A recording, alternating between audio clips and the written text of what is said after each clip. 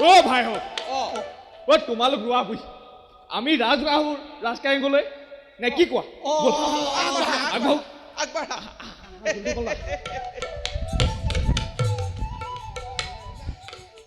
ভাইহত আমাৰ মহাৰাজে জ্যেষ্ঠ পুত্ৰৰ ৰাজ অভিষেক আয়োজন কৰি সকলোৱে হানুনৈ নিমন্ত্ৰণ কৰিছে ৰাজসভাত সকলোৰে লগত শাৰী পাতি বহিব পৰাকৈ আমাৰ গৰাকীয়ে আকৌ হাতত গৈ বহু প্ৰসাধন আনিছেগৈ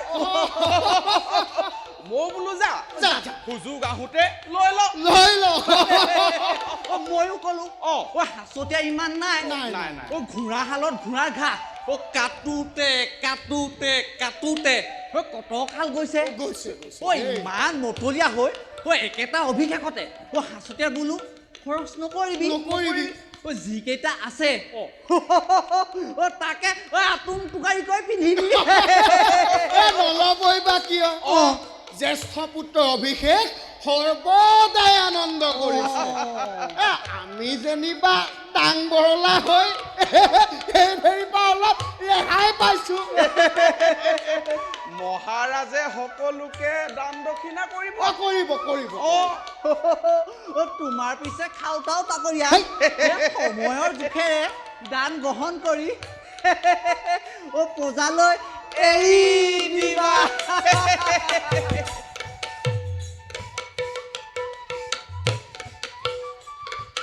হেৰা বোলো হেৰা বোলো হেৰা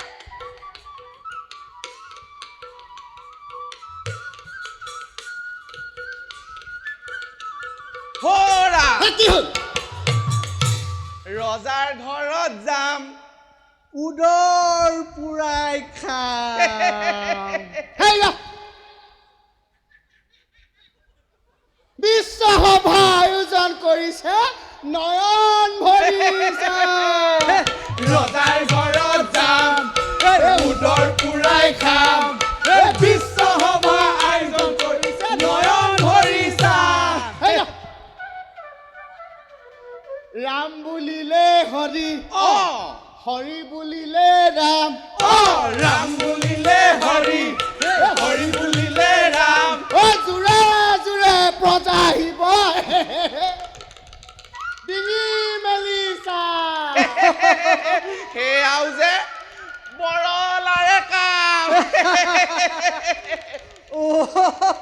কোনোবাই দেখিলে ভমকা ফুলীয়া পিঠিত কৰিব কাজ হেৰা বৰলা বোলো হেৰা বৰলা তাৰ বাবে সবা অলপ সাৱধান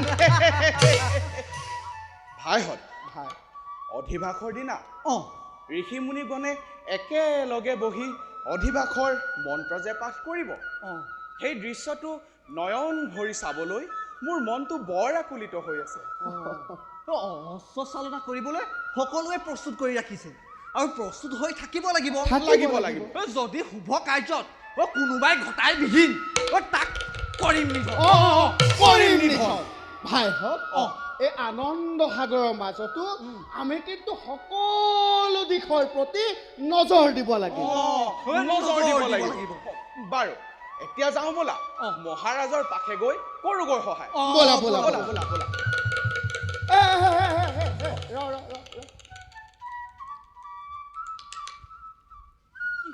ৰজাৰ ঘৰত যাম উদৰ পুৰাই খাম বিশ্বসভা আয়োজন হ'ব নয়ন ভৰি ৰজাৰ ঘৰত যাম উদৰ পুৰাই খাম বিশ্বসভা আয়োজন হ'ব নয়ন ভৰি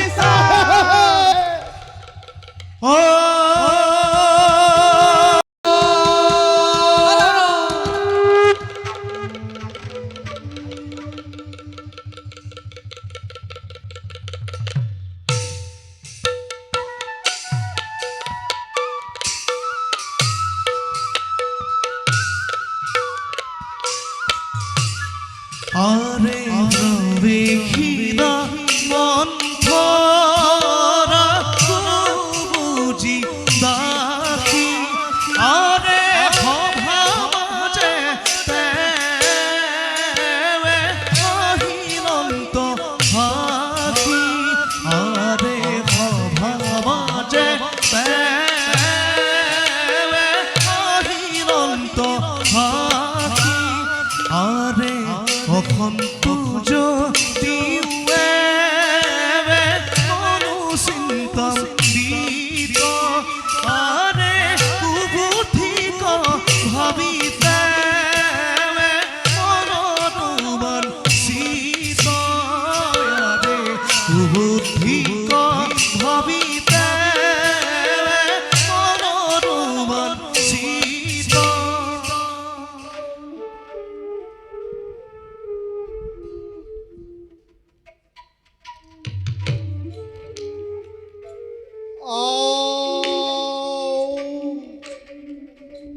প্ৰাসাদৰ ওপৰৰ পৰা ঘপ কৰে দৃষ্টি পৰিল দেখিহে চাৰিওফালে ৰমক জমক চকু চাট মাৰি ধৰা শোভাবৰ্ধন কৰিছে অযোধ্যাত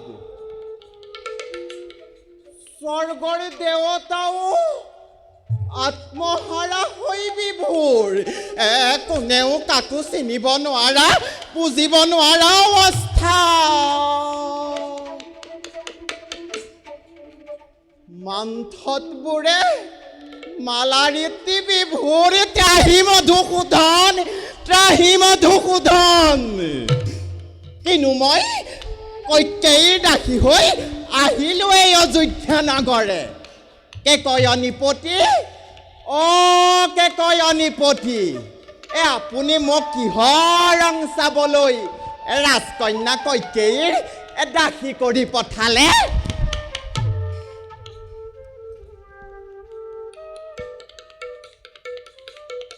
কৌশল্যাৰ পুত্ৰ ৰজা হ'ব জাকে জাকে কুশলৰ পৰা মন্ত্ৰী ৰজা প্ৰজা সকলোৱে আহি ইতিমধ্যে আনন্দৰ ভাগ ল'লেই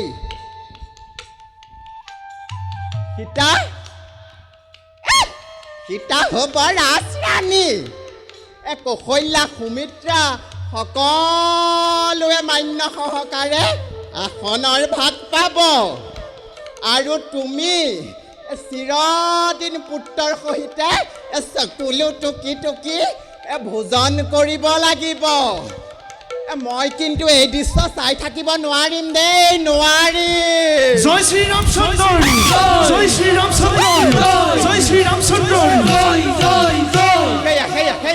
সেয়া শুনা নাই নে কৈকেয়ী ৰাণী প্ৰলয় আহিছে তুমি আৰু বেছি দিন ভোগ কৰিবলৈ নোপোৱা নোপোৱা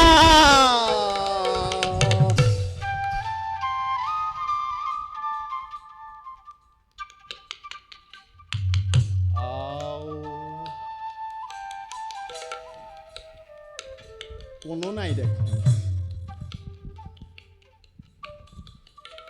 বোধ হয় নিজৰ কাৰেঙত আনন্দত মগন হৈ আছে যাওঁ তালৈকে গৈ অলপ হিত উপদেশ দি আহোঁগৈ কিজানি হৰিণী নয়নজুৰি মেল খায়ে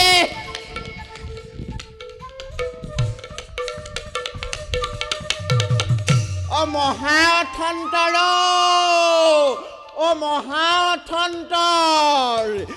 এনে দুৰ্দশা মই এই দুটি নয়নে চাই থাকিব নোৱাৰিম নোৱাৰি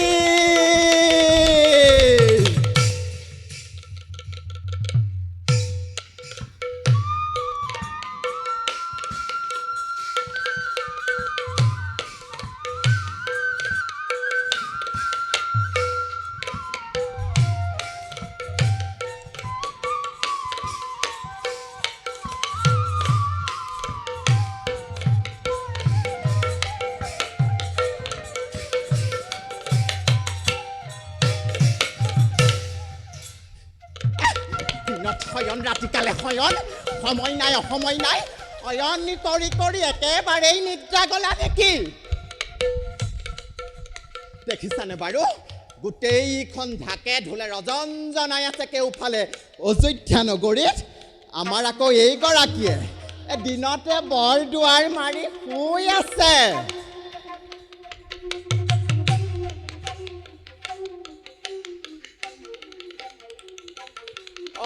বোলো ভাৰতৰ মা বোলো শুনিছানে বোলো ভাৰতৰ মা বোলো শুনিছানে উঠা উঠা নহ'লে নেচেল চেল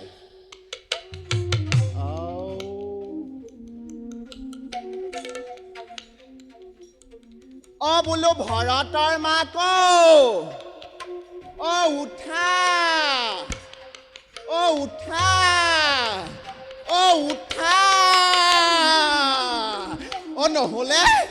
নহ'লে তোমাৰ সকলো শেষ হ'ব উঠা মন্থৰা ইমান চিঞৰ বাখৰ কৰিছা কিয় হাউলিত অভ্যাগত অতিথি দেখা নাই মহাথন্তৰ কৈকেয়ী ৰাণী মহাথন্তৰ হৈছে অথন্তৰ কি অথন্তৰ হৈছে বেগাই কোৱা শুনা মই তোমাৰ মুখলৈকে চাব পৰা নাই মোৰ বৰ দুখ লাগিছে মোৰতো একো হোৱা নাই মোৰ বাবে তুমি কান্দিছা কিয় তোমাৰ দুখৰ দিনৰ অধিসূচনা পৰ্ব আৰম্ভ মোৰ দুখ মই বুজা নাই মন্থৰা তুমি কান্দিছা কিয় কিয় যে মহাৰাজে মোক তোমাৰ দাসী কৰি পঠালে এতিয়া মোৰ কি হ'ব তোমাৰ পুত্ৰ ভৰত পাতনি নুশুনো মই আচল কথাটো কোৱা ভাঙি পাতি ৰামৰ অধিবাসৰ সময় সমাগত তাত যদি নেদেখি ৰামে মনোকষ্ট লভিব বহুতে ৰাম মোৰ অতি আদৰৰ ভৰততকৈও অধিক স্নেহৰ ৰাম ৰাম ৰাম ৰজা হ'লে তুমি সকলোৰে অপাত্ৰ হ'বা মন্থৰা সকলোৱে তোমাক দাসিত্বৰেই কৰিব জ্ঞান মন্থৰা তেনে ভাৱ তুমি নানিবা মনতে কোনে তোমাৰ মন মস্তিষ্কত আহি এনে ধাৰণা দিলেহি আনি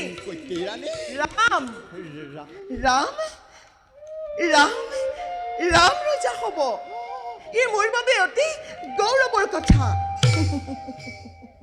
লোৱা মন্থৰা এই স্নেহৰ হাৰ উপহাৰ স্বৰূপে প্ৰদান কৰিছোঁ তোমাক মাত্ৰ ৰাম পুত্ৰৰ মংগল কামনা কৰি আশীৰ্বাদ কৰিবা তাকে আৰু শুনা তোমাৰ বাবে কাৰেঙৰ কক্ষতে পাত্ৰ সাঁচি মই ৰাখিছোঁ যতনাই আচল ভৰাই লোৱাকৈ তুমি নালাগে তোৰ হাৰ তিলক বসুমতীয়ে মন্থৰা জানিলো বিপদ কালত তোৰ বুদ্ধি ভ্ৰষ্ট হ'ল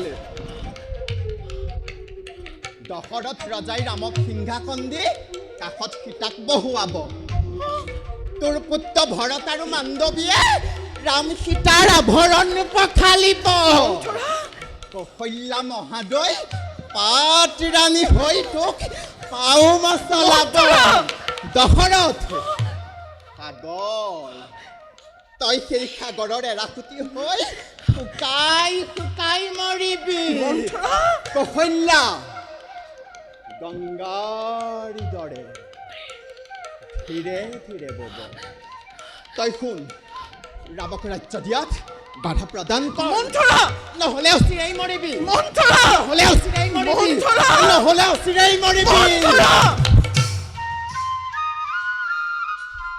ইমান দাৰুণ বচন তই মোৰ দাসী হৈ ইমান নিদাৰুণী কেনেকৈ খলি কৈকেয়ী ৰাণী আঁতৰি যা আঁতৰি যা মন্থৰা কৈকেয়ী আঁতৰি যা মন্থৰা মৰিলো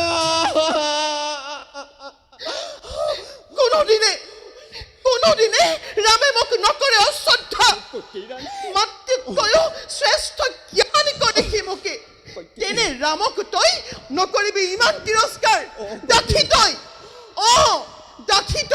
পিতৃ বাক্য পালি আহিছিলি মোৰ সংগে কৈকেয়ী ৰাণী গুণৰ সাগৰ গুণৰ সাগৰ ৰামৰ অমংগল চিন্তা কৰি কালত চৈত্য জানিবি মনত আঁতৰি যা আঁতৰি যা আঁতৰি যা মন্থৰা আঁতৰি যা মন্থৰা আঁতৰি যা মোৰ মন্থৰা। ভৰততকৈও ৰামতহে বেথা তোমাৰ জ্ঞান বুদ্ধি হেৰাই গ'ল কেতিয়াবাই ৰাম ৰজা হৈ বংশানুক্ৰমে পাছে তাৰ পুত্ৰ হ'ব ভৰত ভৰত সদায় ভৰত হৈয়ে ৰ'ব ক'ত শুনিছা ভায়েকক ৰাজপথ যাচি দিয়াৰ কথা বুদ্ধি হেৰুৱা তিৰোতাই আনৰ হিত কথা নুশুনে ই শাস্ত্ৰৰ বচন তই বুদ্ধিভ্ৰষ্টা তই বুদ্ধিভ্ৰষ্টা তই বুদ্ধিভ্ৰষ্টা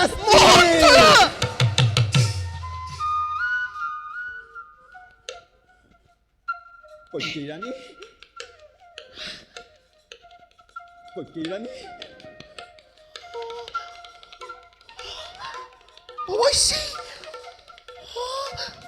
অৱশ্যে কিন্তু এইও নোহোৱা নহয় কৈকেয়ী ৰাণী ৰাম ৰজা হ'লে ভৰত তুমি বনে যাব লাগিব আৰু মই দাসী এই কোচ লৈ পুনৰ কেকৈৰ ৰাজ্যলৈ উভতনি যাত্ৰা কৰিব লাগিব সেয়ে কৈছোঁ কৈকেয়ী ৰাণী মোৰ কথা এবাৰলৈ হ'লেও শুনা কৈকেয়ী ৰাণী মোৰ কথা এবাৰলৈ হ'লেও শুনা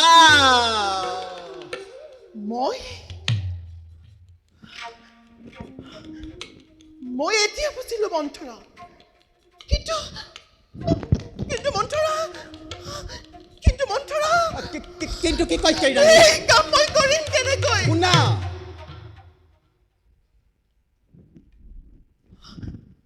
দেৱাসুৰণ জিনি অহাৰ পিছত তোমাৰ শুশ্ৰূষাত যে দুটি বৰ দিম বুলিছিল কৈকেয়ী ৰাণী দেৱাসুৰণ জিনি অহাৰ পিছত তোমাৰ শুশ্ৰূষাত যে দুটি বৰ দিম বুলিছিল দুটি বৰ মনত পৰিল স্মৰণ কৰি সেই কথা সুবিধা লোৱা এই সময়ত মাগা এবে দুইবৰ ৰজাৰ কাষত সৈত খুৱাই ৰজাক দুইবৰলৈ একবৰে কি মন্থৰা একবৰে ৰামৰ 14 বছৰ বনবাস অন্যবৰে ভৰতৰ ৰাজপাট তেতিয়া তুমি হ'বা পাট ৰাণী আৰু মই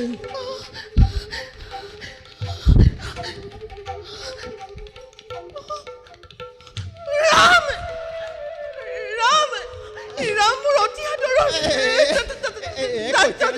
তাক যদি মই এইখিনি সময়ে কৈকেয়ী ৰাণী স্নেহ মমতাই নতৰাই কৈকেয়ী ৰাণী স্নেহ মমতাই নতৰাই কেনেকৈ কোন মুখে মই এই কথা ব্যক্ত কৰিম সাহস বান্ধি বুকে সাগৰৰ তৰংগৰ লগত সাঁতুৰিব লাগিব ৰঘৰত ভাও ধৰি কান্দি কান্দি থাকিলে পৰি আহিব যেতিয়া ৰজা দশৰথ তেতিয়াই আচল কৰ্মত হ'বা উপস্থিত মই এতিয়া আহিলোহে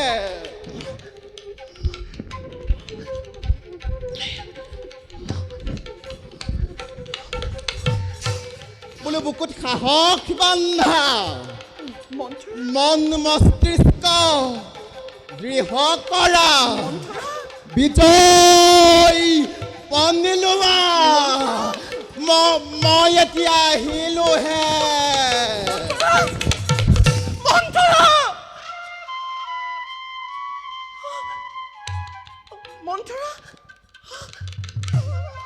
ৰাম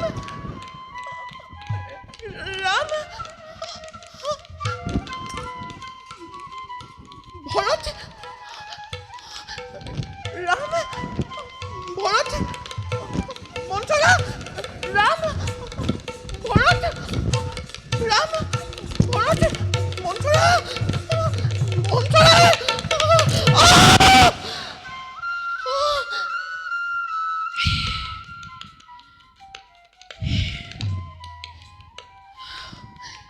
শুনি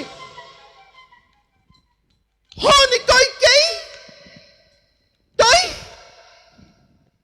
তই আজি বকতে সাহস বান্ধি এই কৰ্ম তই কৰিবই লাগিব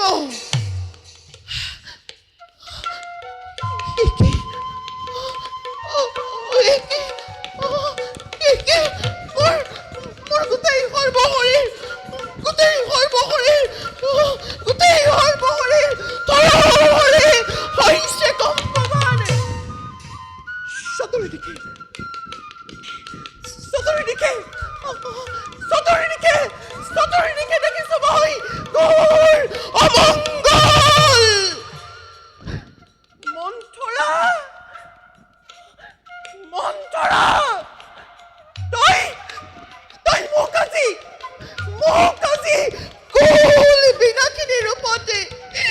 কুল বিনাকিনী ৰূপতে সঁচাকে আজি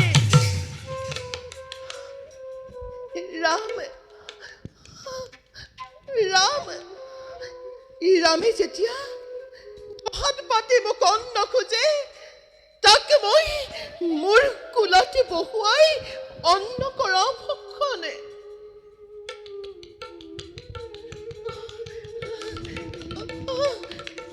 নাই তেনে সুকোমল পুত্ৰক মই কোনোহতে তাক মই কোনোহতে দিম বনবাস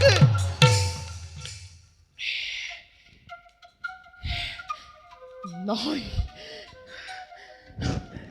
নহয় কইকেই তই আজি পাপিষ্ঠিনী হৈ বহিৰিতা ভাবি প্ৰদৰ্শিত কৰি এই কৰ্ম তই কৰিবই লাগিব কাৰণ তোক আজি সময় আহ্বানিছে মোৰ বাবে ইও একে অগ্নি পৰীক্ষা যাওঁ মই ভেষ ধৰি ৰোষ পাতি থাকোগৈ ভূমিত শয়ন কৰি থাকোগৈ ভূমিত মই শয়ন কৰি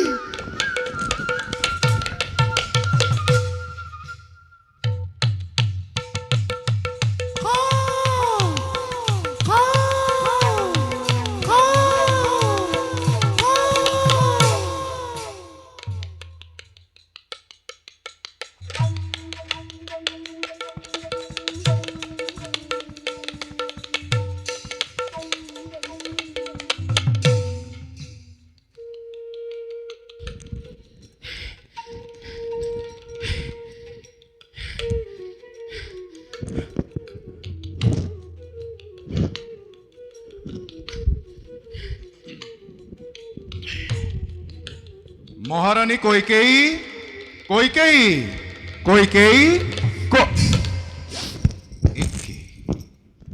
কি আচৰিত স্নেহৰ ভাজ্যে মোৰ ভূমিত কৰিছে শয়ন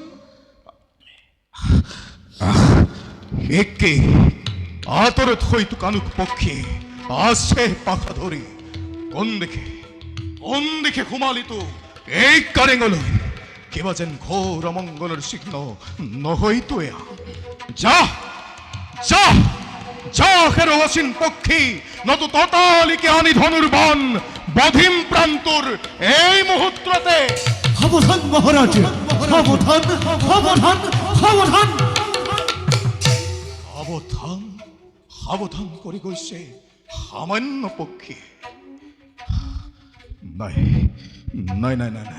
এই চলনা মাথো দেৱতাৰ আহা পক্ষী ঘূৰি আহি দিয়া কি তোমাৰ প্ৰকৃত পৰিচয় আহা পক্ষী ঘূৰি আহি দিয়া কি তোমাৰ প্ৰকৃত পৰিচয় ৰাণী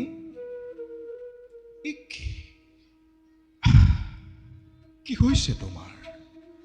ৰামক ৰাজপাট প্ৰদানিম বেধে মতে মই আজি অধিবাসৰ স্থলীতে নেদেখি পালোহি এই ঠাই। কোৱা কোৱা ৰাণী, কি হৈছে তোমাৰ? ৰাণী নিমাত কিয়? সকলোতকৈ স্নেহশীলা সুন্দৰী তুমি মোৰ স্নেহৰ ৰতন। কোৱা কি হৈছে তোমাৰ? কিয় কিয় এনেদৰে মোহাৰে চকুৰ লোতক শয়ন কৰিছাই বসুধাৰ বক্ষে?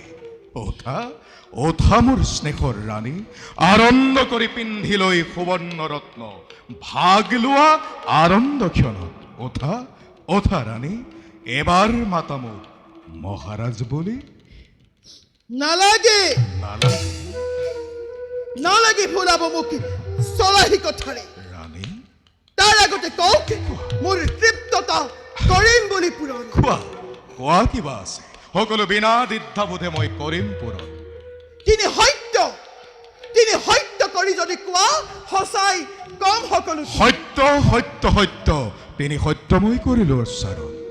শুনা শুনা স্বামী অযোধ্যাৰ ৰাজন। কোৱা ৰাণী। চন্দ্ৰ সূৰ্য বায়ু বসুমতী সকলোটি আজি আছে সাক্ষী হৈ। সাক্ষী হৈ সত্যৰ কাৰণে কিয় দিছিলে প্ৰাণ সেই কথা জানে সকলোৱে। প্ৰাণ লাগিছে লাগে লাগে মোক পূৰ্বৰ দুটি বৰ এই সময়তে পূৰ্বৰ দুটি বৰ দুটি দি মোক কৃতাৰ্থ কৰক। এটিবৰে এটিবৰে কি ৰাণী? এটিবৰে এটিবৰে কি ৰাণী? এটিবৰে এটিবৰে কি ৰাণী? ৰাজ্যভাৰ দিব লাগে মোৰ পুত্ৰ ভৰতক। ৰাণী আনটিবৰে আন্তিবৰে কি? আনটিবৰে আন্তিবৰে কি? 14 বছৰ 14 বছৰ 14 বছৰ 14 বছৰ কি ৰাণী? বনবাস দিব লাগে ৰামৰ। ৰাণী নাই নাই নাই নাই নাই নাই নাই নাই ৰাণী নাই নাই নাজানো নুবুজো মই এই বৰৰ বাবে অন্য দিয়া স্বামী মোক এই উপহাৰ দিয়া দিয়া দিয়া স্বামী মোক এই উপহাৰ দিয়া। পাপিষ্টিনী, তই কুল বিনাকিনী বুলি যদি আগতেই জানিলোহেঁতেন তোৰ ললোহেঁতেন প্ৰাণ। এতিয়া এতিয়া তোক স্নেহ কৰি মহা সংকটত পৰিলো মই। ৰাম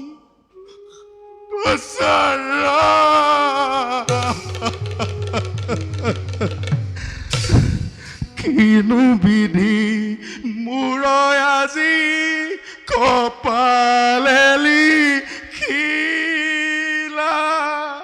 অভাগিনী নাৰী বুক যন্ত্ৰণাবু গাইলা। হে হৰি কিনো মোৰ ভয়বি লাই বিহনে বহি থাকিও কেন কৰি।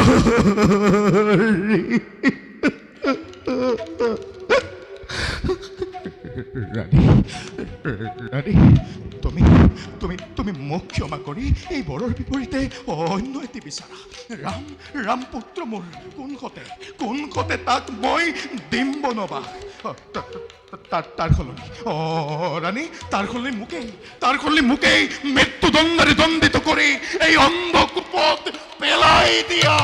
মোৰ বৰ অলৰ অচৰ মোৰ বৰ অলৰ অচৰ শিবিৰ ৰজাই তাৰ মাংস কাটি সেনক দিছিল, কপুতক অভয় দান দি কৃতাৰ্থ কৰিছিল। আৰু আপুনি এই অযোধ্যাৰ অধীশ্বৰ সত্য ৰক্ষা কৰক নাথ, বিলম্ব নকৰিব। মোৰ পুত্ৰ ভৰতক ৰাজসিংহাসন দি ৰামক বনলৈ পঠাওক। মহাৰাজ অধিবাসৰ পূজা পাঠৰ আহুতিৰ আগতেই আপুনিও হাতত যজ্ঞ অস্ত্ৰলৈ এই যজ্ঞৰ কাম সমাপন কৰক। এনে নিদাৰুণ বাণী তোমাৰ মুখৰ পৰা ব্যক্ত হোৱাৰ আগতে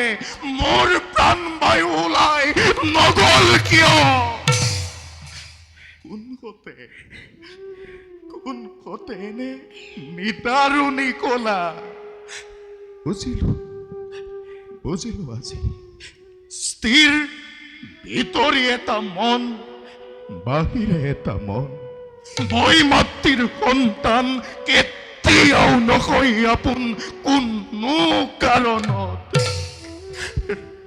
ৰাধি ৰজা হৈ মই তোৰ ধৰিছো চৰণত তই ইমান নিষ্ঠুৰ নহবি ৰামকেন পুত্ৰক অনিষ্ট নকৰিবি দলিতৰ সকলোৱে জানে গৃহচ্ছেদ কৈকেয়ী কোনো কথাই মোক তলাব নোৱাৰে অতি শীঘ্ৰে ৰামক বনলৈ পঠাওক মহাৰাজ ৰামক বনলৈ পঠাওকে নহয় কৈকেয়ী অতি শীঘ্ৰে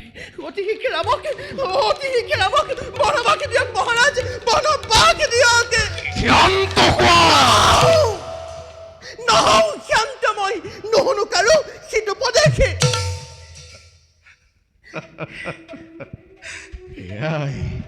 এয়াই স্নেহৰ বন্যা স্ত্ৰী জিত ক্ৰূৰ ৰাজা মই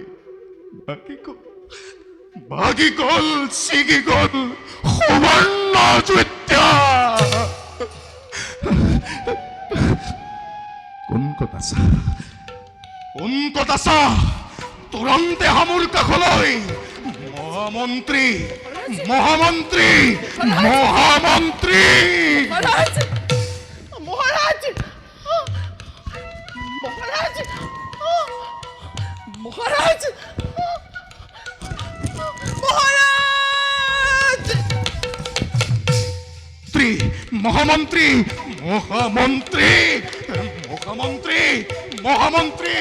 মহামন্ত্ৰী অনৰ্থক কোলাহলৰ পৰিৱেশ সৃষ্টি কৰি অশান্তিৰ বীজ আৰু ছপাব নালাগে ৰাজহাউলিলৈ গৈ আনন্দত মগ্ন হৈ থকা প্ৰজাৰ মাজতে আপুনিও আনন্দ মনেৰে গৈ এই বৰৰ কথা ব্যক্ত কৰক মহাৰাজ কুলগুৰু ৰজা মহাৰাজা সকলো মিলিত হৈছে এই সভামণ্ডপত বাছাৰামৰ ৰাজ অভিষেকৰ কাৰ্য অতি সোনকালে সমাপন কৰিব বিচাৰিছে পুৰোহিতগণে আপুনি সোনকাল কৰক মহাৰাজ মহাৰাজ কি হ'ল মহাৰাজ কিবা যেন শংকাবোধ মোৰ জাগিছে মনত দেখি তব মলিন বদন মহাৰাজ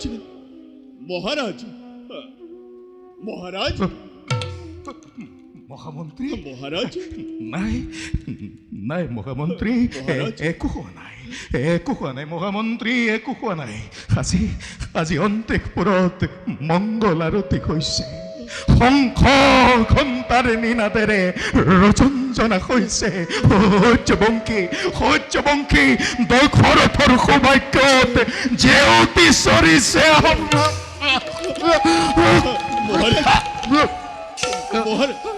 মহামন্ত্ৰী মই বৰ দুৰ্বল হৈ পৰিছো তুমি ক্ষন্তেক মোক নিৰলে থাকিবলৈ দিয়া আপোনাৰ নিশ্চয় কিবা হৈছে মহাৰাজ নিশ্চয় মহাৰাণী কোন মহাৰাণী আজি মই পথচাৰী মহামন্ত্ৰী মোৰ স্নেহৰ প্ৰামক মোৰ কাষলৈ লৈ আহা চোৱা মহামন্ত্ৰী মোৰ স্নেহৰ ৰামক মোৰ কাষলৈ লৈ আহা আজি তাক মই স্নেহ আলিংগন কৰোঁ গুণৰ সাগৰক মই আপুনি খন্তেক অপেক্ষা কৰক মহাৰাজ খন্তেক অপেক্ষা কৰক মই তুৰন্তে মতাই আনিম গুণৰ সাগৰক আপুনি অপেক্ষা কৰক মহাৰাজ অপেক্ষা কৰক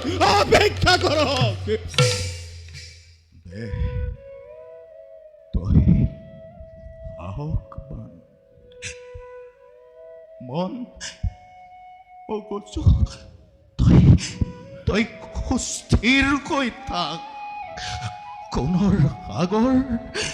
কোণৰ সাগৰ ৰামক আজি বনবাস দিব পৰাকে তই পহু কি স্নেহৰ ৰাণী আৰু জানকী কোনহতে বাৰু প্ৰাণ ধৰি থাকিব? পিতৃদেৱতা বুলি আজিৰ পৰা মোক কোনে হৃদয় জোৰাব? ৰাম তই মোক ক্ষমা কৰি দিবি বাচা, তই মোক ক্ষমা কৰি দিবি। ৰাণী, তুমি এবাৰ তাৰ সৌকোমলতাৰ মুখখনলৈ মনত পেলোৱাচোন। ত্যাগ কৰা ৰাণী, ত্যাগ কৰা এই বৰিতা। আপুনি মোক সেইটো উপদেশ দি মোৰ মন মগজুত আঘাত সানিব নোৱাৰে। ভৰত মোৰ স্নেহৰ পুত্ৰ, সুন্দৰ সুঠাম দেশ। তেনে ভৰত ৰজা হৈ মোক ৰাজসুখত ৰাখিব। ৰাম মহাৰাজ, ৰামক অতি শীঘ্ৰে ৰামক বনবাস দিয়ক মহাৰাজ, নহ'লে সেই অযোধ্যাৰ ৰাজ সিংহাসন আৰোহণ কৰিবই মহাৰাজ। কিবা হৈছে নেকি ৰাজচৰাৰ ভিতৰত? চন্দৰ স্ফটিকৰ দৰে উজ্জ্বল, তাত কিবা যেন কলীয়া ডাৱৰে আহি ধৰিছে হিচানে। কোৱা মাতা, কি হৈছে তোমালোকৰ? নিশ্চয় কিয় পিতা মাতা? কোৱা মোক সবিশেষ ভাঙি।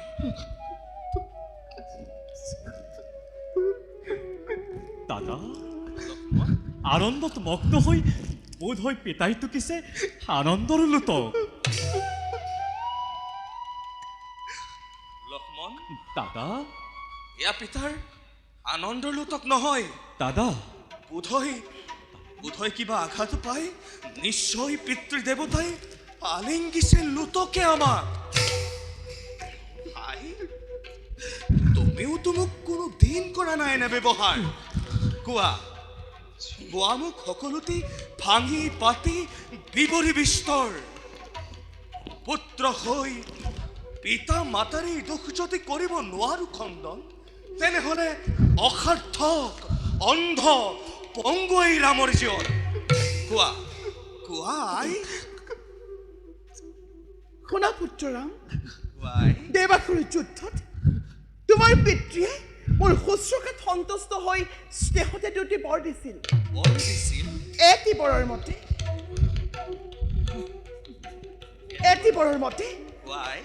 মোৰ পুত্ৰ ভৰতক দিব লাগে ৰাজ্যভাৰ।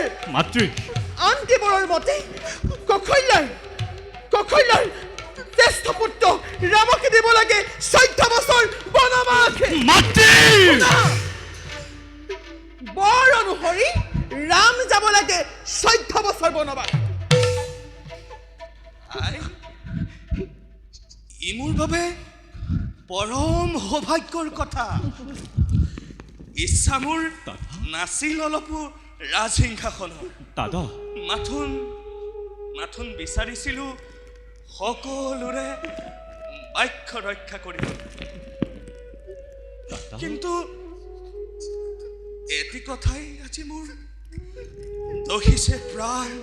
দাদা অন্তত এই কথা নুশুনিয়াই তোমাৰ মুখেৰে শুনিলোহেঁতেন যদি ৰাজদণ্ডধাৰীজনৰ মুখেৰে, তেনেহ'লে অতিশয় আৰু আনন্দিত হৈ নাই তাই দাদা, ই একেবাৰে অসম্ভৱ। কাৰোবাৰ ষড়যন্ত্ৰ, নতু কাৰোবাৰ প্ৰতিশোধ প্ৰৱণতা। পিতা আই, ত্যাগ কৰা এনে আচৰণ, নতু অন্য শাস্তি প্ৰদান কৰি তৃপ্ততাৰ ঢল বোৱা বাঢ়ি হৃদয়ৰ মাজে। তথাপিতো এনে নিদাৰুণ শাস্তি নকৰিবা প্ৰদান মোৰ স্নেহৰ দাদাই। জোৱাই দাদা অবিলম্বে দূত পঠাই দাদা মাতি আনি ভৰতক তোমাৰ অযোধ্যাৰে ৰাজ সিংহাসন কৰাহি প্ৰদান।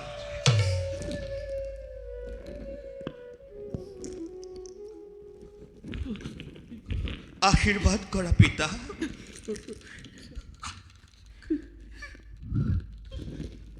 মই বনে যাওঁ, দাদা ৰাজ্যত থাকি আৰু কাৰো জঞ্জাল নবঢ়াওঁ। পিতা পিতা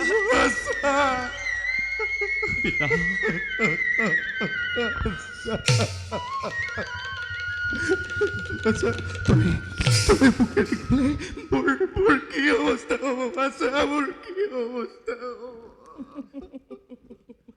ভৰত ভৰত ৰজা হ'ব। ৰাজ্যত প্ৰজাৰ মংগল হ'ব। বৃদ্ধ ৰজাৰ সুখ সাগৰত উপঙি ফুৰিব। আৰু মই জ্যেষ্ঠ ৰাজমাতা হৈ লাহৰী হাতেৰে ৰাজ্যতে কটামে জীৱন। ৰাক্ষসীমতা মুখ বন্ধ কৰ। লক্ষ্মণ জানো কোনো মই পাখাৰী মাতৃকাজি পিতৃৰ সন্মুখতে বধ কৰি হৰিতেৰে ৰাজ সিংহাসন হৌধ কৰি শান্তি ৰহো মই।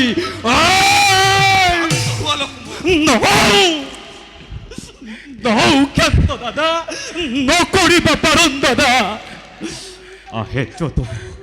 আহে যত মহিপাল অশ্বদল গজদল নৰগণ মোৰ কাষলৈ কাল ৰূপ পৰিভৱাকো কৰিম নিৰ্মূল। এই মুহূৰ্ততে ৰাক্ষসীক হত্যা কৰি নিষ্কণ্টক কৰো এই সিংহাসন। ই মোৰ আদেশ নহয়, ই মোৰ প্ৰাপ্য। মোৰ পুত্ৰ ভৰতৰ বাবে এই ৰাজ সিংহাসন দেৱতাৰে নিষ্কণ্টকৰ উৎসৱ। এয়া মোৰ সঞ্চিতৰ ফল। কাৰোৰে পৰা চোৰ কৰি লোৱা নাই মই, নিজ ইচ্ছাৰে দিছিলা তুমি। অনৰ্থক বিসম্বাদ নিবিচাৰো।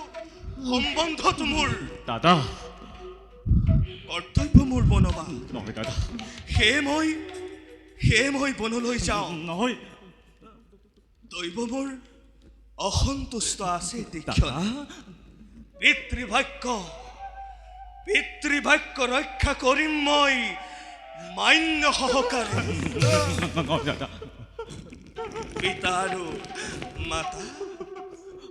মাতৃ পত্নীৰ পাশে মাগিলৈ স্নেহ আৰু দাদা বনবাসে মই কৰোগৈ গমন। মই দাদা আহিলো পিতা, মই দাদা আহিলো পিতা, মই আহিলো পিতা। দাদা ৰবা দাদা, মোকো লৈ যোৱা তোমাৰ লগত। তুমি অবিহনে নাথাকো মই এই অযোধ্যা। দাদা মহারাজ মহারাজ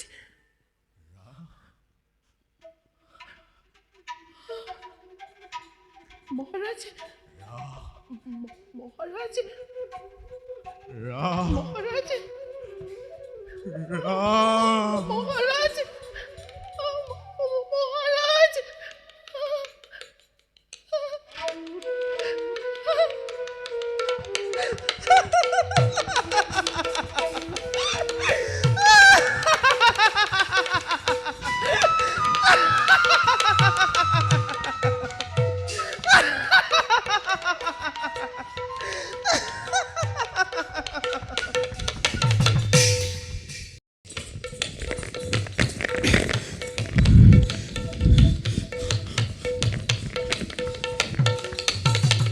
দাদা দাদা কি হ'ল দাদা কি হ'ল তোমাৰ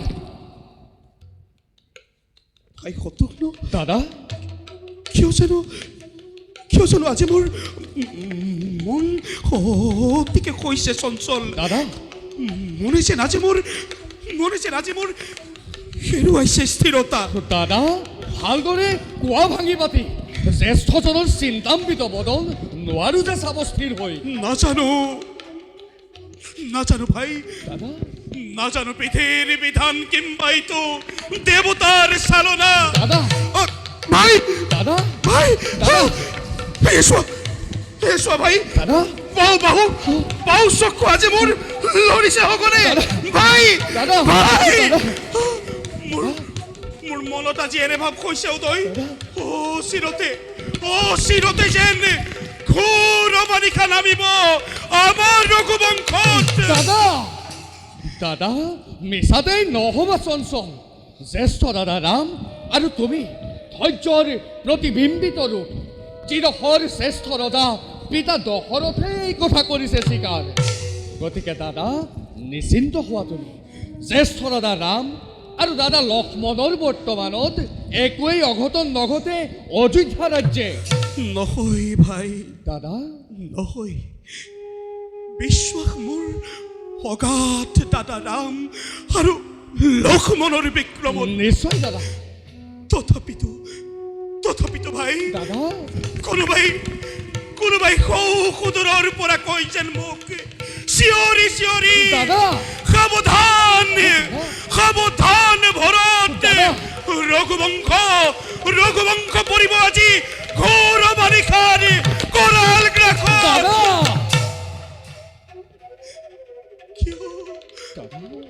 কিয় মই ক'ব লাগে সাৱধান নাজানো ভাই মই ইয়াৰ একোকে বিধান বলা ভাই দাদা।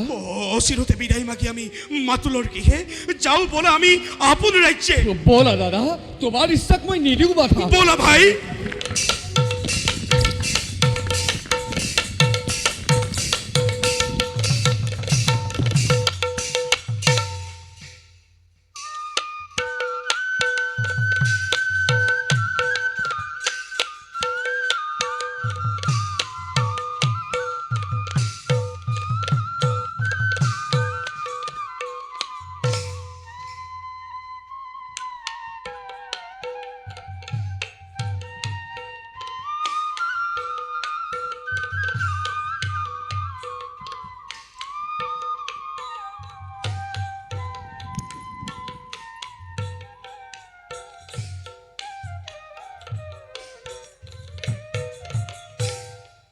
প্ৰাণনাথ ইমান সময় অহা নাই নিজানয়ে সহস্ৰ ৰত্ন অলংকাৰে বিভূষিতা হৈ ৰৈ আছো চৰণ পূজাৰ বাবে স্বৰ্ণ ৰথে কৰি আৰোহণ আশীৰ্বাদ লভিম মই সমস্ত প্ৰজাৰ গন্ধৰ্বৰ গীতৰ তালত অকেশ্বৰাৰ নৃত্যৰ ছন্দেৰে পুলকিত কৰিবহি মন প্ৰাণ আমাৰ তাৰ পাছত ঋষিমুনিৰ মন্ত্ৰ উচ্চাৰণত ডুব গৈ অযোধ্যাৰ ৰাজসিংহাসনত কৰিম আৰোহণ দেৱী আৰ্য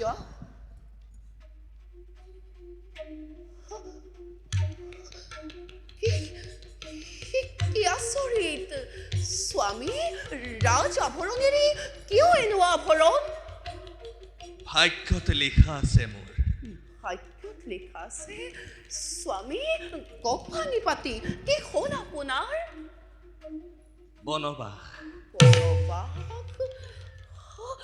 নহয় স্বামী ই অসম্ভৱ পিতা আৰু মাতা ক'ত কওক স্বামী পিতা আৰু মাতা ক'ত এয়াই সত্য জানকী পিতাই দিয়া বৰৰ বাবেই মই বনলৈ যাব লাগে ভৰত ৰাজ্যৰ ৰজা হ'ব সি জানো ই জানো সম্ভৱ?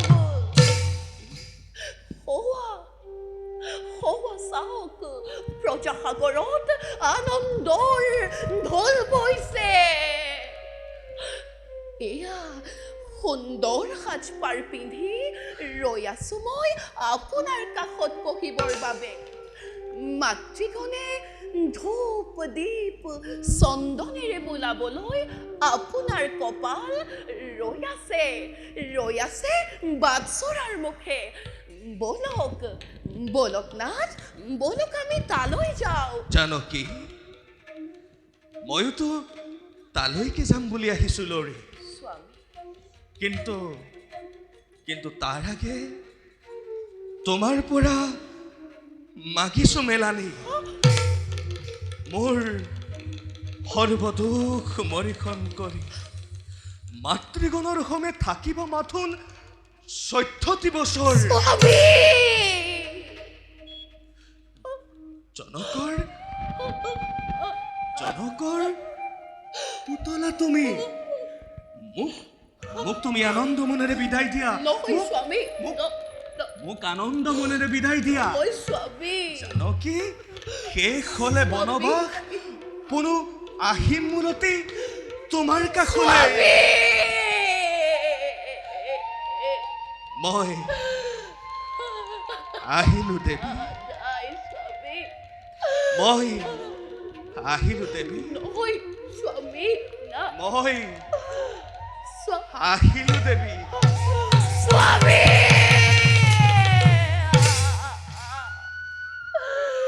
স্বামী!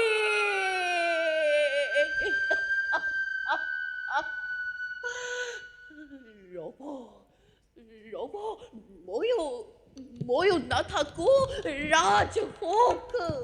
ৰাজভোগ গ্ৰহণ কৰিয়েই ৰাজ্যৰ মাজত আপোনাৰ লগতে মোকো লৈ যাওক স্বামী। স্বামী! স্বামী! জয় অযোধ্যা ৰাজনৰ জয় জয় অযোধ্যা ৰাজনৰ জয় জয় জ্যেষ্ঠ পুত্ৰ শ্ৰী ৰামচন্দ্ৰৰ জয় জয় জয়।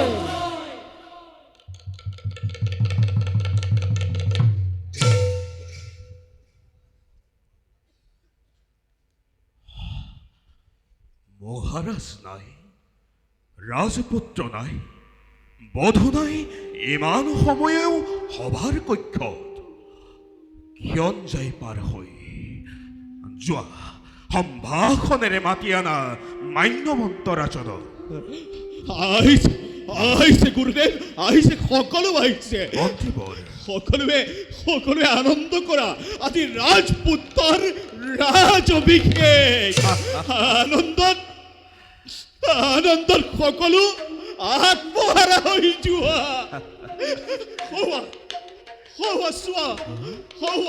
সুবৰ্ণ ৰথত উঠি আহি আছে ৰাম সীতাৰ যুগল মূৰ্তি। পুৰণিৰে থাকি মুখ চন্দ, পলকতে পাবহি দুয়োৰে যুগল মূৰ্তি। কৰা হবে মংগল ধ্বনি গগন বিয়পি, চিৰঞ্জীৱ চিৰঞ্জীৱ চিৰঞ্জীৱ জনাধিপ, পুত্ৰ পত্নী সমাযুক্ত ভক্তিমান ভৱ মাধৱী, চিৰঞ্জীৱ চিৰঞ্জীৱ বাচাৰা। ৰাজকুমাৰ সমস্তজনে ৰামৰ প্ৰণিপাত কৰিব গ্ৰহণ।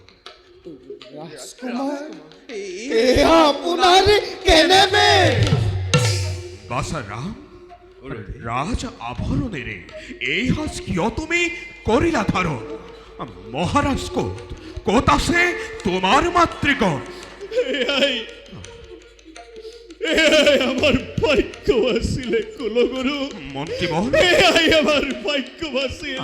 মন্ত্ৰীবৰ, আৰে মহাৰানী কইকেইয়ে মহাৰাণী কৈকেয়ী এহাৰ পুত্ৰ ৰামক ৰামক দিছে বনবাস। মন্ত্ৰীবৰ, অসম্ভৱ মন্ত্ৰীবৰ, অসম্ভৱ। এয়া কদাপিতো নহয় সম্ভৱ। ৰাজকুমাৰ আপোনাৰ অবিহনে আমাৰ কি গতি হ'ব? যুৱৰাজ এই ৰাজ্যৰ কি গতি হ'ব? নালাগে যুৱৰাজ, নালাগে যাব আপুনি এই বনৰ মাজে। যুৱৰাজ আপুনি আপুনি আমাৰ মাজতে থাকক, আপুনি আমাক এৰি নাযাব যুৱৰাজ, আপুনি আমাক এৰি নাযাব। বাছা, তুমি ধৰ্মপুত্ৰ অযোধ্যাৰ, তুমি ধৰ্মপুত্ৰ ৰামায়ণৰ উদিত। নোৱাৰো স্নেহৰ প্ৰজাকল, ৰাম, নোৱাৰো পূজ্য গুৰুদেৱ। বাছা, যত মানে অযোধ্যাৰ প্ৰজা শুনা সৰ্বজনে কৈকেয়ী মাতৃৰ অনুৰোধ মৰমে যাবলৈ ওলালো মই 14 বছৰ বনবাসী।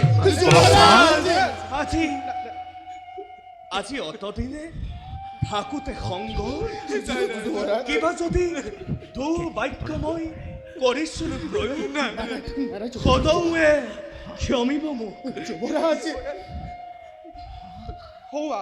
সৌৱা চোৱা ভাইখন, ৰাজপুত্ৰ লক্ষ্মণো আহিছে, ৰাজ আমৰণ ত্যাগী।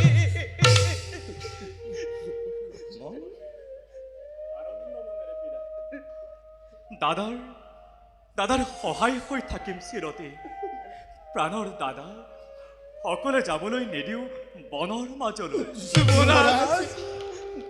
বাছা, লক্ষ্মণ, ভাই লক্ষ্মণ, দাদা নালাগে, তই নালাগে যাব মোৰ সংগী হৈ। দাদা অকলেই থাকিম 14টি বছৰ বনৰ ফল মূল খাই। ভাই লক্ষ্মণ, দাদা ৰাজ আমৃততকৈ অৰণ্যৰ শোভা উচ্চ, অতি উচ্চ শিখৰত। তেনে উচ্চ শিখৰৰ সোধা পান কৰিবৰ বাবে ময়ো যাম স্বামী আপোনাৰ লগত। নকৰিব পাৰণ মোক কোনো কাৰণত। কুৰুতি, ৰাজবোৱাৰী, প্ৰজাগণ সকলোৱে জানকীৰ সেৱা কৰিব গ্ৰহণ। ৰাজবোৱাৰী, তুমিও আজি বুজিলো। সূৰ্যৰ অবিহনে দিন, ৰজনী নুশুভে শশধৰহীন। জানকী, স্বামী, তুমি মন স্থিৰ কৰা, বনলৈ যোৱাৰ আশা ত্যাগ কৰা। স্ত্ৰী তুমি কোমলমতী, কত নদ নদী সাঁতুৰি ৰাতুৰি মই অৰণ্যত কৰিম ভ্ৰমণ। বাছা, এতিয়া তোমাৰ কি হ'ব?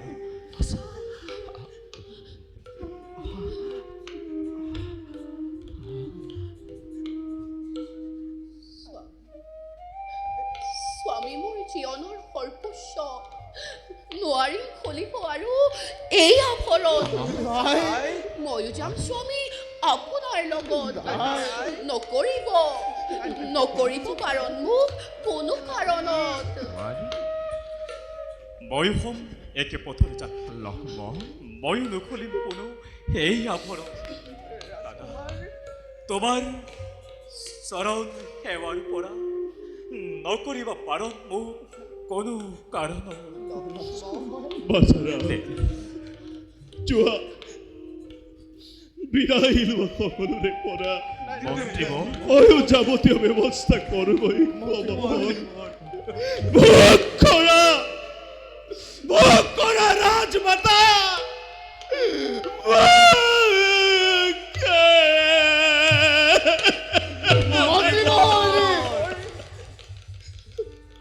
বিধাতাৰ বিধিলিপি শিৰে তুলি লৈ খোজ লওঁ আমি বনৰ মাজে।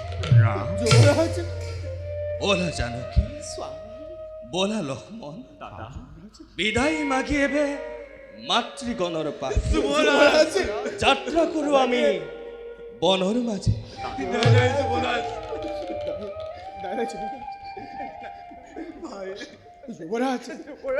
বিদায় গুৰুদেৱ, বাছা, বিদায়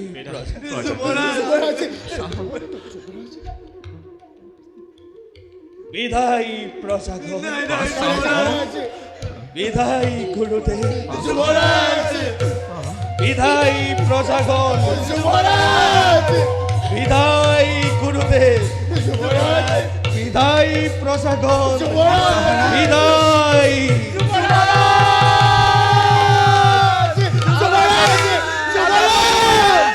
আমাকে এড়িয়ে না।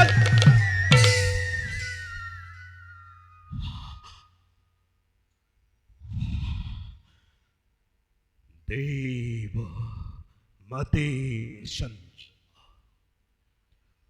উগ্ররূপ ভবিষ্যতি তৎসং হৃদয়ত্যন্তকৃত হস্যালোকান নিহন্তি দেবং হি নৃণাং বিপয়ত্তে।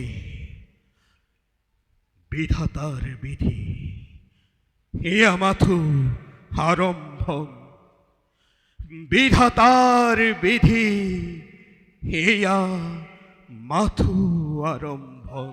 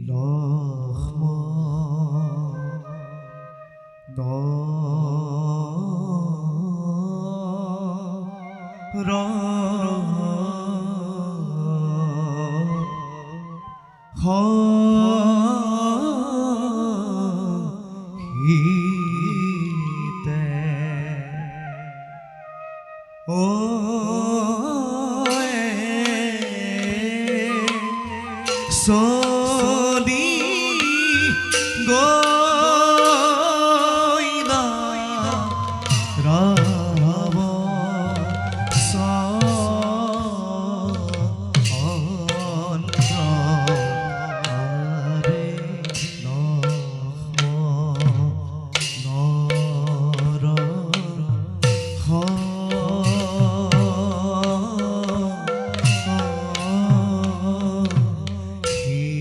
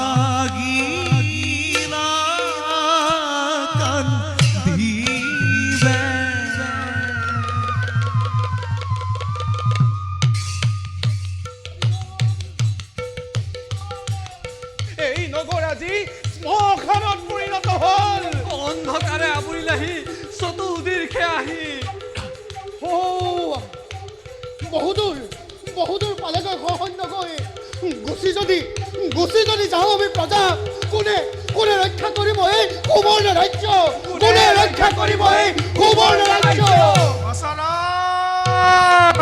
বাচাৰাম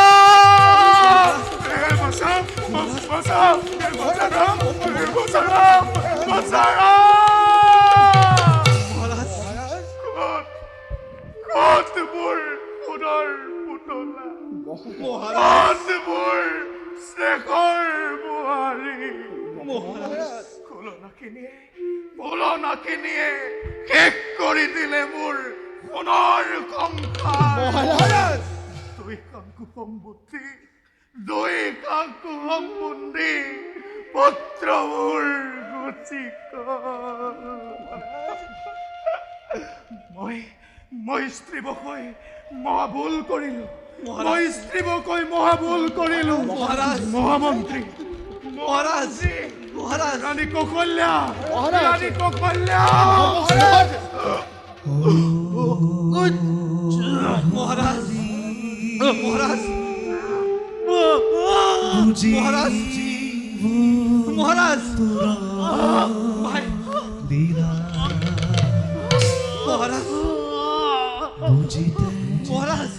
দুখ লাগে বুজিতে দুখ লাগে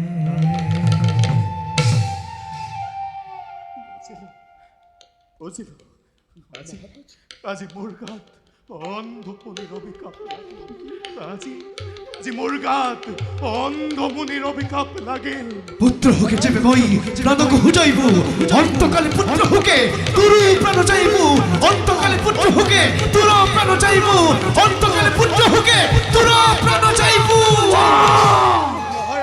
চোৱা অন্ধমুনি ময়ো পুত্ৰ হোকে জৰ্জৰিত চোৱা অন্ধমুনি ময়ো পুত্ৰ হোকে জৰ্জৰিত চোৱা অন্ধমুনি দেখা কিনো গতি ভোলা অযোধ্যা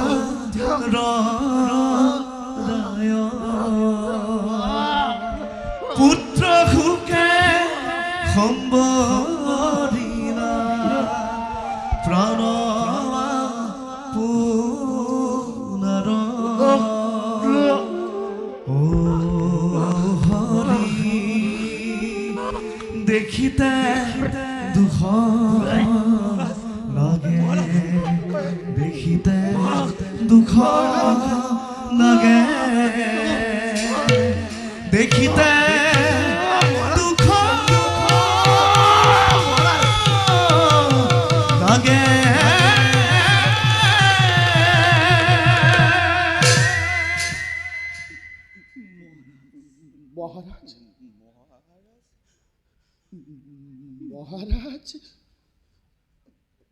মহাৰাজ ও হৰি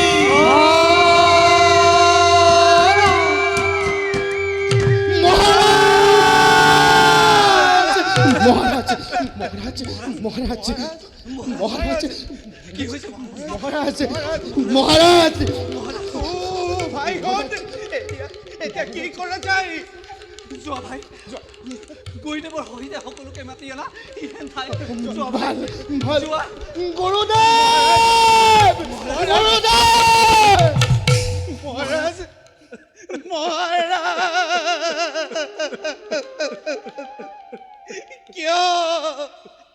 কিয় এনে কৰিলে আপুনি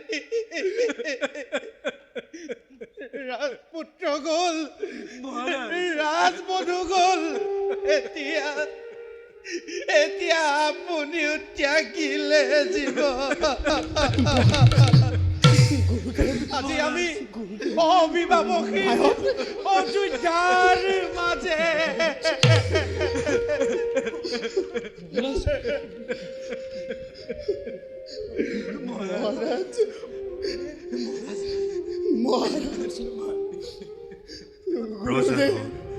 গুৰুদেৱ ক্ৰন্দন কৰি আৰু মহাৰাজৰ পুণ্যাত্মা নিদিবা দাৰু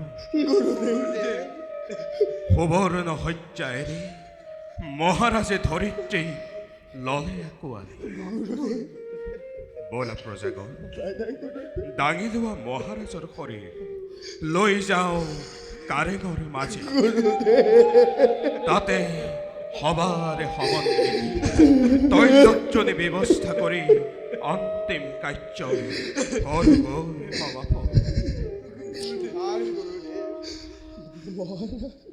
মৃত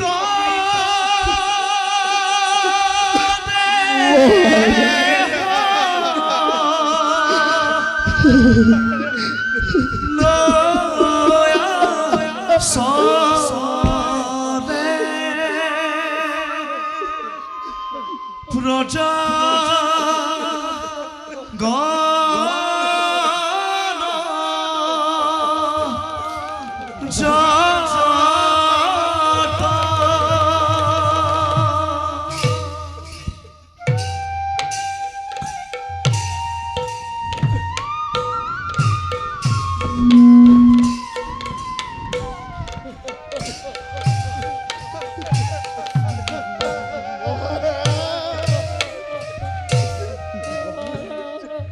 মৃত দেহ লয়া সসরে প্রজা জট দৈন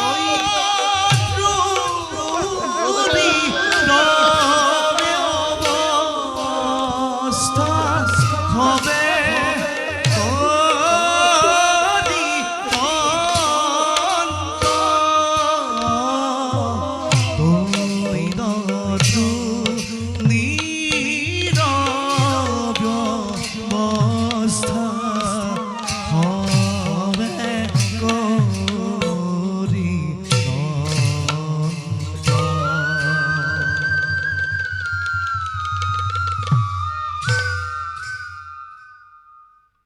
यश यदेव कर्म तत्तदेव फल स्पृशति जी जेने कर्म करे হি তেনে ফল ভোগ কৰে আজি মহাৰাজেও নিজ কৰ্মফল ভোগ কৰিলে পূৰ্বৰ অন্ধমণিৰ অভিশাপৰ মতে আজি মহাৰাজেও পুত্ৰ হুকে মাগিলে মেলানি বিদায় বিদায় হে মহান মনেহি স্বর্গ হন্তে তুমি করা গমন ওম শান্তি শান্তি শান্তি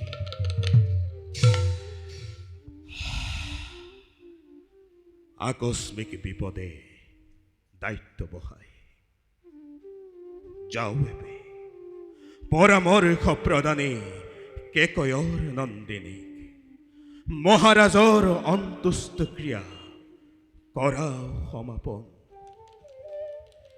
হে প্ৰভু দয়াময় ৰক্ষা কৰিবা অযোধ্যাক তোমাৰ ৰক্ষা কৰিবা অযোধ্যাক তোমাৰ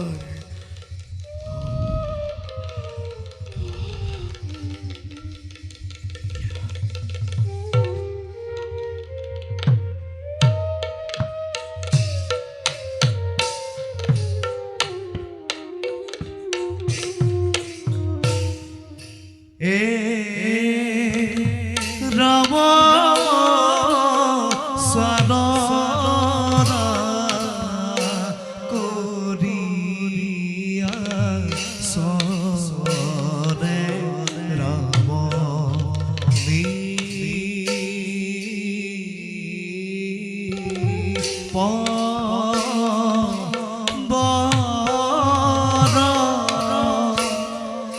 দেখা দেখা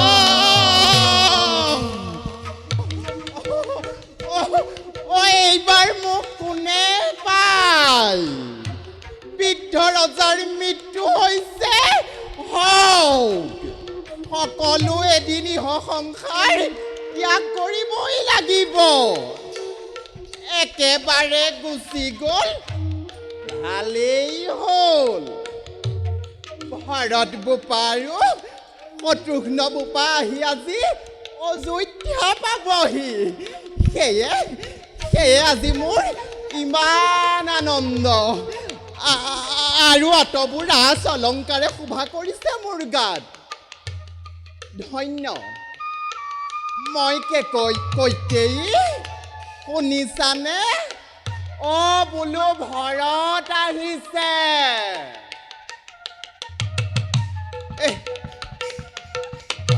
তালৈকে যাওঁ নেকি এতিক্ষণে শিবা আকৌ কি ভাবে অৱশ্যে ভৰততকৈ মই ডাঙৰ কাম ভাৱ জাগ্ৰত হ'লে কি সৰু ডাঙৰ আছে যাওঁ এবে নকৰি পলম গুপ্তভাৱে হ'লেও ৰাজপটেশ্বৰী হ'ব পাৰোঁ নেকি চেষ্টা কৰোঁগৈ সৌ দুটা দেখোন মোৰ মুখৰ আগতে ওলালহি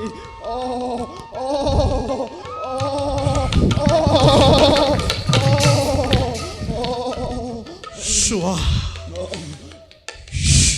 ভাই শত্ৰুঘ্ন দাদা ময়ূৰ খেঞ্চালি ধৰি ৰৈ আছে সৌৱা মহাকালী আমাৰ নৃত্যহীনী ৰাক্ষসিনী এতিয়া সকলোকে বেদনা সাগৰত পেলাই মহাসুখ লভিছ তই সেই কথা জানি আছো সকলোৰে মুখে পাপিষ্ঠিনী প্ৰথমে তোকেই হত্যা কৰি তৃপ্ত কৰোঁ মোৰ অতৃপ্ততাৰ প্ৰাণ কি কৰা তেনে নকৰিবা বাচাহত তেনে নকৰিবা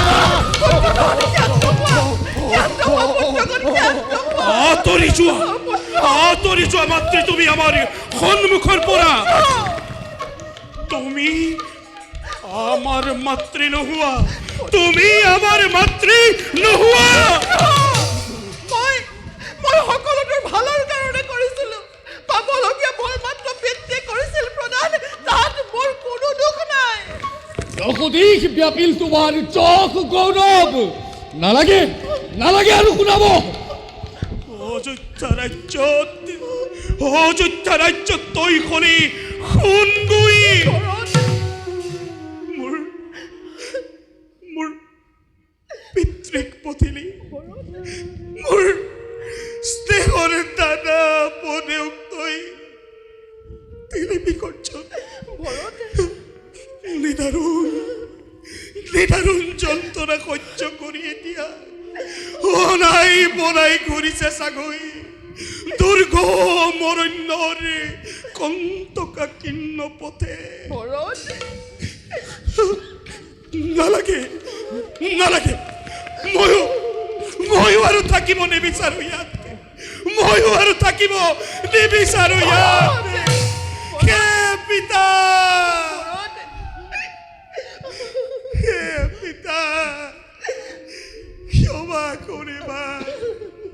ক্ষমা কৰিবা তোমাৰ অধম সন্তানক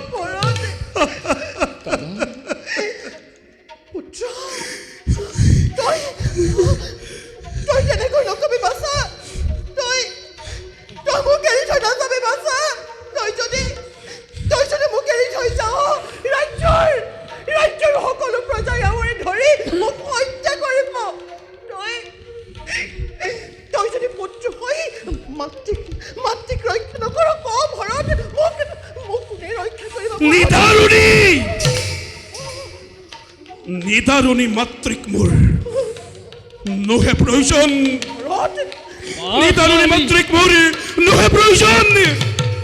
আশানি কুজি আজি তোক হত্যা কৰি এপাক পলুৱাও প্ৰাণৰ ৰক্ষা কৰা আঁতৰি দিয়া মাতৃ শিৱধৰ ভাগি নহবা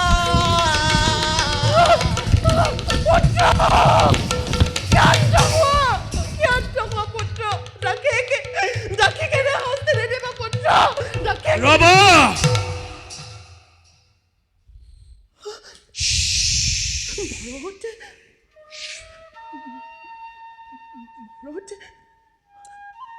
দাখিলৈ ইমান বেথা পিতৃয়ে পঠোৱা সম্পদ পিতৃয়ে পঠোৱা সম্পদ নহয় জানো মাতৃ এই ৰাজ্যটো তোমাৰ নহয় এই ৰাজ্যটো তোমাৰ বাবে কালি আঁতৰি যোৱা তুমি মোৰ সন্মুখৰ পৰা দপ দপকৈ জ্বলি থকা ভৰতৰি দগ্ধাত হৃদয়তে আৰু কিয় নাঢালিবা তুমি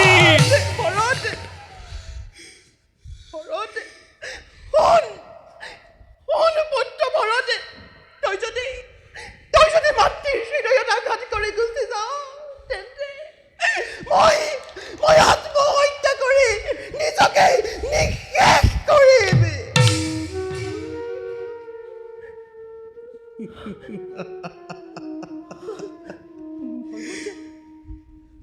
তাতো মই নকৰো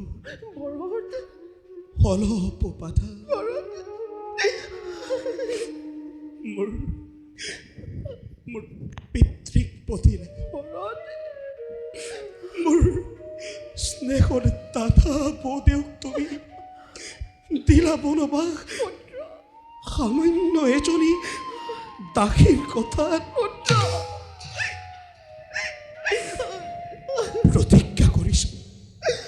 প্ৰতিজ্ঞা কৰিছো মই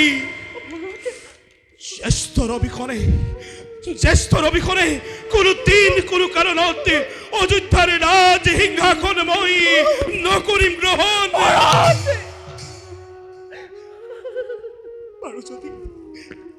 বাৰু যদি দাদাক ঘূৰাই আনিব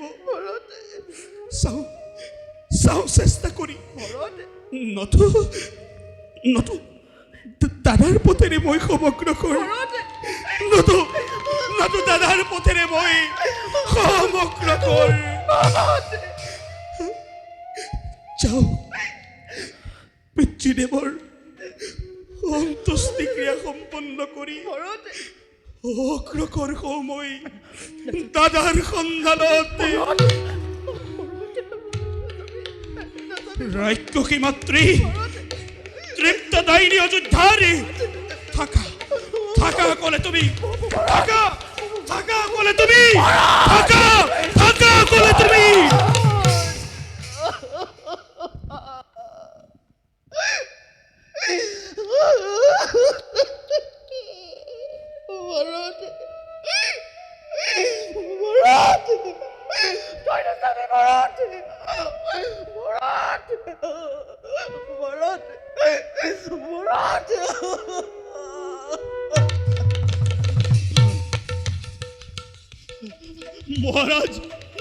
মহাৰাজ জ্যেষ্ঠ পুস্তক ৰাম গুচি গ'ল বৰৰ মাজলৈ আপুনিও আমাক এৰি থৈ গুচি গ'ল মন্ত্ৰী প্ৰজাজনে মোক হত্যা কৰিবলৈ খেদি আহিছে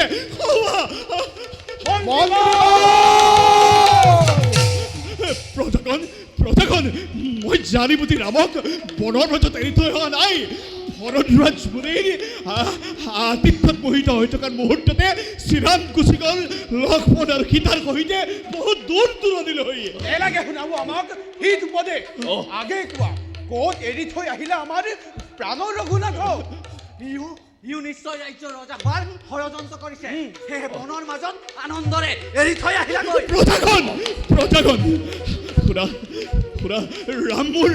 ৰামবোৰ অতি আলাসৰ কোৱা পাৰিম জানো মই ইমান নিদাৰুণ হ'ব আগে মন্ত্ৰীৰ প্ৰাণ লৈ তাৰ পিছত বিচাৰ কৰিম সত্যতা। সাবধান সাবধান মন্ত্ৰী সাবধান অবিবেচকি প্ৰজা মায়া নাহাদৰ মাল মন্ত্ৰী সাৱধান। সাবধান মন্ত্ৰী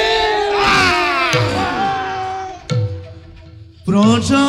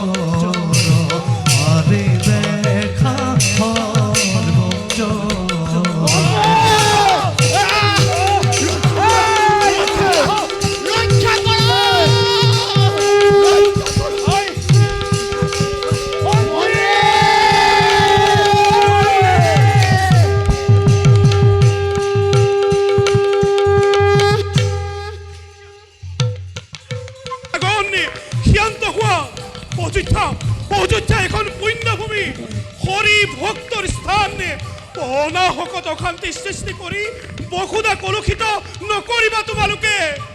সৌৱা চোৱা দাদা প্ৰজাবৰ্গৰ মাজত প্ৰলয়ৰ সৃষ্টি হৈছে। প্ৰজাগণ ভাই দাদা ধৰ্মপ্ৰাণ নৃপতিৰ শাসন নহ'লে এনে প্ৰলয় হোৱাটো স্বাভাৱিক। দাদা দাদা দাদা দাদা ক'ত গ'লা তুমি? তোমাৰ বিহনে আমাৰ কি গতি হ'ব দাদা? দাদা দাদা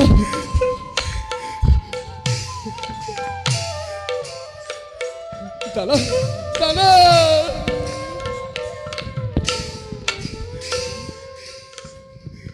দাদা ৰঘুমণি কৈত গৈলা এৰি। দাদা দাদা দাদা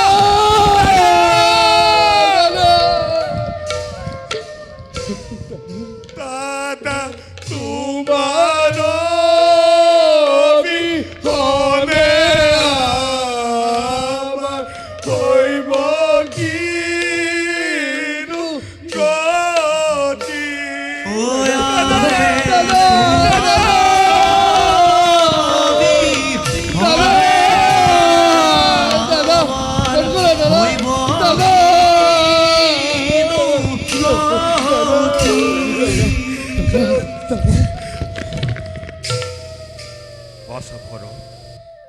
সকলোবোৰ বিধিৰ বিধান মানি তুমি ৰাজসিংহাসন এজন ন্যায়পৰায়ণ নৃপতিৰ প্ৰয়োজন। গুৰুদেৱ আমাৰ প্ৰণিপাত কৰিব গ্ৰহণ। গুৰুদেৱ মই মই আপোনাৰ চৰণত ধৰি কৰিছোঁ কাকুতি। জ্যেষ্ঠ ৰবিখনে কোনো দিন কোনো কাৰণত অযোধ্যাৰ ৰাজসিংহাসন মই নকৰোঁ গ্ৰহণ। ইয়াৰ ব্যতিৰেকে গুৰুদেৱ স্নেহশীলা মাতৃক মোৰ মাতি আনি প্ৰধান কৰা অযোধ্যাৰ ৰাজসিংহাসন। ভৰ জননীক এনে বাক্য প্ৰয়োগ কৰাটো অনুচিত। ক্ষমা কৰিব গুৰুদেৱ। বাছা কিন্তু কোন জননী? বাছা ৰাক্ষসী জননী। বাছা গুৰুদেৱ, তেনে ৰাক্ষসী জননীক কোনো দিন কোনো কাৰণত মই ক্ষমা নকৰিম কদাপি। বাছা মোৰ লাগিলে মোৰ এতিয়া নৰকত পৰি শেষ হৈ যাওক ৰাজ ধৰ্ম ৰখাতলে, তথাপিতো নকৰোঁ মই অলপ ভ্ৰক্ষেপ। ভৰত গুৰুদেৱ, তাতোতকৈ বলক গুৰুদেৱ, আমি দাদা বৌদ্ধক উভতাই আনি আৰোহণ কৰাওঁ অযোধ্যাৰ ৰাজসিংহাসন। দাদা খন্তেক ধৈৰ্য ধৰি ইয়াৰ এটি মীমাংসা কৰা। মীমাংসা কৰাৰ সাধ্যকাৰ গুৰুদেৱ, কৈকেয়ীয়ে কোৱা বাক্য ৰামে নকৰে লংঘন। বাছা ভৰ, গুৰুদেৱ, তুমি সন্তাপিত হলে কোনে মাতৃগণক প্ৰজাগণক সান্ত্বনা দিব? গুৰুদেৱ, দাদা যোৱা মাতি আনা মন্ত্ৰীদেৱক। যাম আমি দাদাক বিচাৰি। তেওঁ যি পথে আহিলে ঘূৰি তেওঁৱে দিব আমাক পথৰ সন্ধান। যোৱা ভাই, ভাল দাদা।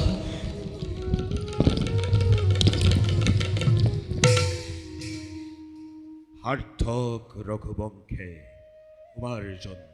গুৰুদেৱ, তোমাৰ এই ভাতৃস্নেহ চিৰদিন জিলিকি থাকিব। গুৰুদেৱ, বলাইবে সকলোটি সত্তৰে বনৰ মাজে।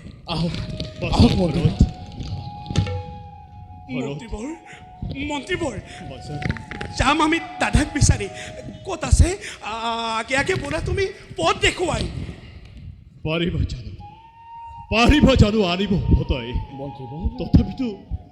তথাপিতো যাব খুজিছা, ব'লা চেষ্টা কৰি চাওঁ পুনৰাই।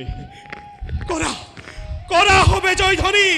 জয় শ্রী রামচন্দ্র, জয় শ্রী রামচন্দ্র, জয় শ্রী রামচন্দ্র,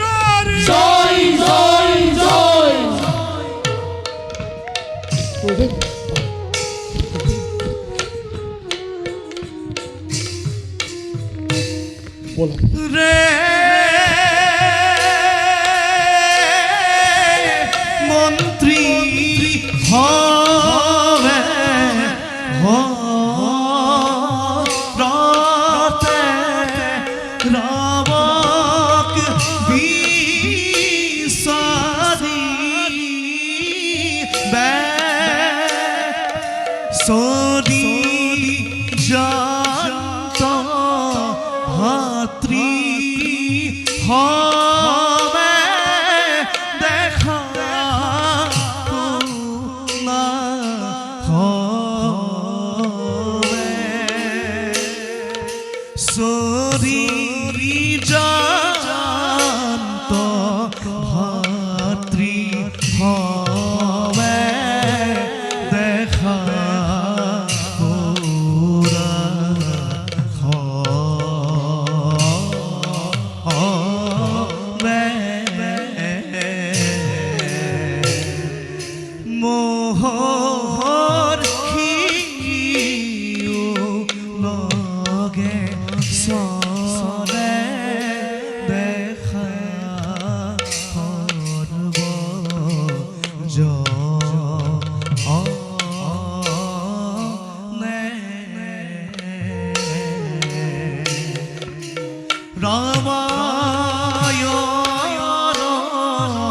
কথা